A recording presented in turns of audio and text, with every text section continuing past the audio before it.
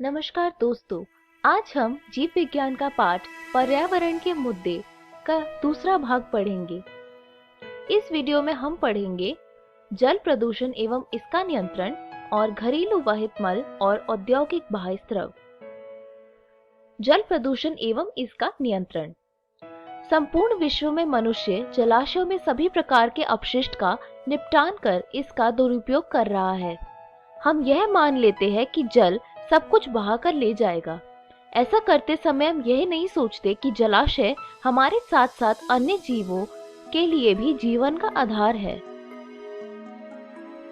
विश्व के अनेक भागों में तालाब, झील, सीरता, नदी, ज्वार नदमुख, एस्चुरी और महासागर के जल प्रदूषित हो रहे हैं। जलाशयों की स्वच्छता को कायम रखने के महत्व को समझते हुए भारत सरकार ने 1974 में जल प्रदूषण निरोध एवं नियंत्रण अधिनियम पारित किया ताकि हमारे जल संसाधनों को प्रदूषित होने से बचाया जा सके। घरेलू वाहित मल और औद्योगिक बाह्यस्राव। नगरों और शहरों में जब हम अपने घरों में जल का काम करते हैं तो सभी चीजों को नालियों में बहा देते हैं। केवल 0.1% अपद्रव्यों यानी इम्प्योरिटीज के कारण ही घरेलू वाहित मल मानव के उपयोग के लायक नहीं रहता है। ठोस पदार्थों को निकालने अपेक्षाकृत आसान है, लेकिन विलीन लवण जैसे नाइट्राइट, फॉस्फेट और अन्य पोषकों तथा विषैले धातु आयनों और कार्बनिक यौगिक को निकालना कठिन है। घरेलू मल मुख्य रूप से जैव निम्नीकरणीय पदार्थ होते हैं जिनका अपघटन यानी डिकम्पोजिशन आसानी से होता है।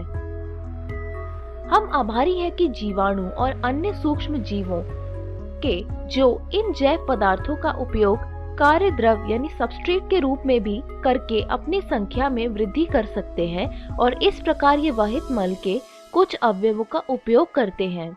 वाहित मल जल जीव रासायनिक ऑक्सीजन आवश्यकता यानी बायोकेमिकल ऑक्सीजन डिमांड BOD माप कर जैव पदार्थ की मात्रा का आंकलन किया जा सकता है। सूक्ष्म जीव से संबंधित अध्याय में आप BOD सूक्ष्म जीवों और जैव निम्नीकरण पदार्थ के परस्पर संबंध के बारे में पढ़ चुके हैं।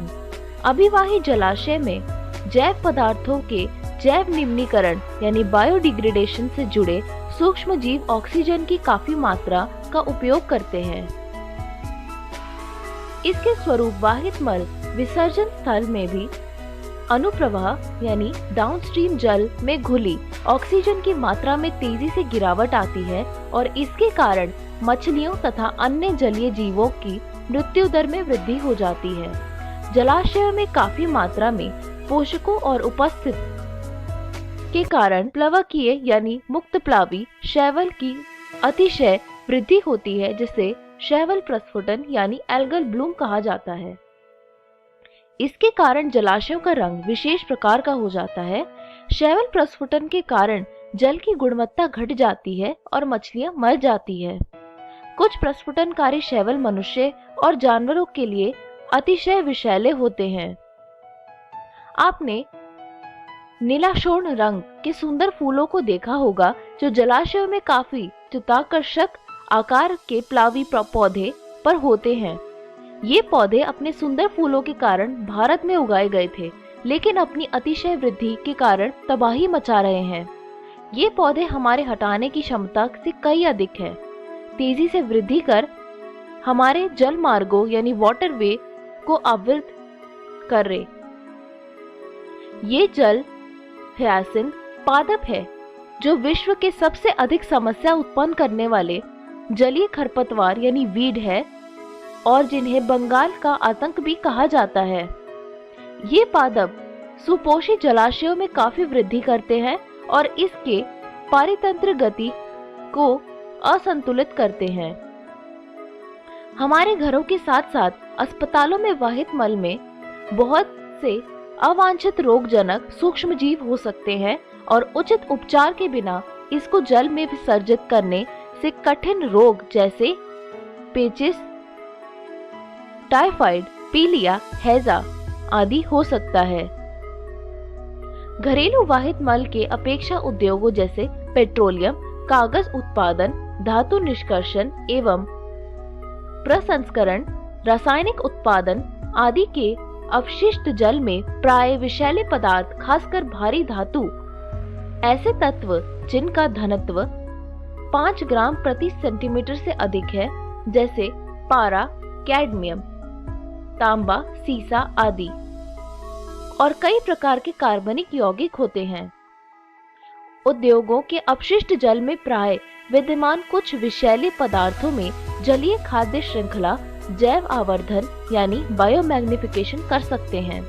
जैव आवर्धन का तात्पर्य है क्रमिक पोषण स्तर यानी ट्रॉफिक लेवल पर अविषाक्त की सांद्रता में वृद्धि का होना। इसका कारण है कि जीव द्वारा संग्रहित अविषालु पदार्थ उपापचय या उत्सर्जित नहीं हो सकता है और इस प्रकार यह अगले उच्चतर पोषण स्तर पर पहुंच जाता है। यह परिघटन पारा एवं डीडीटी के लिए सुविदित है। इस प्रकार क्रमिक पोषण स्तरों पर डीडीटी की सांद्रता बढ़ जाती है। यदि जल में यह सांद्रता 0.003 ppb से आरंभ होता है तो अंत में जैव आवर्धन द्वारा मत्स्यभक्षी पक्षियों में बढ़कर 25 ppm हो जाती है।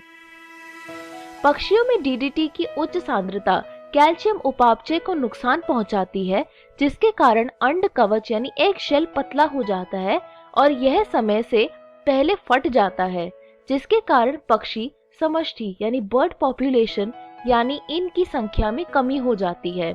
सुपोषण यानी यूट्रिफिकेशन। झील के प्राकृतिक काल प्रभावन यानी एजिंग दर्शाता है, यानी झील अधिक उम्र की हो जाती है। यह इसके जल की जैव समृद्धि का कारण होता है। तरुण यानी कम उम्र की झील का जल शीतल और स्वच्छ होता है। समय के साथ साथ इसमें सीरता और जल के साथ पोषक तत्व जैसे नाइट्रोजन और फास्फोरस आते रहते हैं, जिसके कारण जलीय जीवों में वृद्धि होती रहती है। जैसे जैसे झील और उर्वरता बढ़ती है, वैसे वैसे पादप और प्राणी बढ़ाने लगते हैं और कार्बनिक अवशेष जल के तल में बैठने लगते हैं। सैकड़ों वर्षों में इसमें जैसे जैसे साद यानी सिल्ट और जैव मलबे यानी ऑर्गेनिक मलबा का ढेर लगता है, वैसे वैसे झील उथली और गर्म होती जाती है। झील के ठंडे पर्यावरण वाले जीव के स्थान पर उष्ण जल जीव रहने लगते हैं। कच्छ पादप उथली जगह पर जड़ जमा लेते हैं और झील की मर्णद्रोणी यानी बेसिन को भरने लगते हैं। प्राणी प्लवक डीडीटी है, इसलिए झील में अब कच्छ पादप उग जाते हैं और मल झील बेसिन उनसे भर जाता है। कालांतर में झील काफी संख्या में प्लावी पादपों से भर जाता है और अंत में यह भूमि में परिवर्तित हो जाता है। जलवायु, झील का साइज और अन्य कारकों के अनुसार झील का यह प्राकृतिक काल प्रभावन हजारों वर्षों में होता है। फिर भी मनुष्य की क्रियाकलाप जैसे उद्योगों और घर के बाह्य स्राव यानी एफ्लुएंट काल प्रभावन प्रक्रम और मूलतः तेजी ला सकते हैं। इस प्रक्रिया को संवर्धन यानी कल्चरल या त्वरित सुपोषण यानी एक्सेलरेटेड यूट्रोफिकेशन कहा जाता है। गत शब्दों में पृथ्वी के कई भागों की जलीय खाद्य श्रृंखला में डीडीटी का जल का वाहित मल और कृषि तथा औद्योगिक अपशिष्ट के कारण जैव आवर्धन तीव्र सुपोषण हुआ है। इसके मुख्य संदूषक नाइट्रेट और फास्फोरस है, जो पौधों के लिए पोषक का कार्य करते हैं। इनके कारण शैवाल की वृद्धि अति उद्दीपित होती है और जिसके कारण अरमणिक मेल्फेन यानी स्कम बनते हैं तथा अरुचिकर गंध निकलती है। ऐसा होने से जल में विलीन ऑक्सीजन जो अन्य जल जीवों के लिए अनिवार्य है, ये समाप्त हो जाती है। साथ ही झील में बहकर आने वाली अन्य प्रदूषक संपूर्ण मत्स्य समष्टि को विषाक्त कर सकता है, जिनके अपघटन के अवशेष से जल में विलीन ऑक्सीजन की मात्रा और कम हो जाती है। इस प्रकार झील वास्तव में घुटकर मर सकती है। विद्युत उत्पादी यूनिट यानी तापीय विद्युत संयंत्रों से बाहर निकलने वाले तप्त यानी तापीय अपशिष्ट जल दूसरे महत्वपूर्ण श्रेणी के प्रदूषक है।